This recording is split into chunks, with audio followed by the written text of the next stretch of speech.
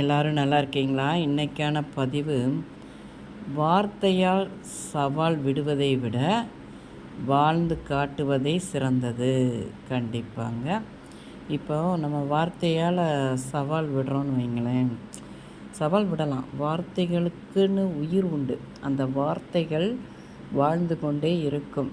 அதனால் யாருடைய மனதையும் நம்ம காயப்படுத்தாமல் வார்த்தைகள் பேசும்போது ரொம்ப ஜாக்கிரதையாக பேசணும்.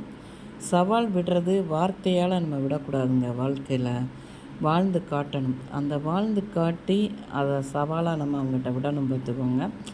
வாழ்ந்து காட்டுவதுக்கு நம்ம மேலே உள்ள தன்னம்பிக்கை, விடாமுயற்சி, கடின உழைப்பு அதெல்லாம் கொண்டு நம்ம செயலாக்கி நம்ம வாழ்க்கையில் ஜெயிச்சு காட்டணும். பார்த்துக்கோங்க. அப்படி மௌனமாக இருந்து நம்ம ஜெயிச்சு காட்டுறது தான் வாழ்க்கையில் சவால்.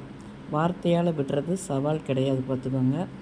இந்த பதிவு உங்களுக்கு பிடிச்சிருந்தால் பார்வதி வீட்டு சமையலுக்கு ஆதரவு கொடுங்க. ஓம் சாய்ராம்.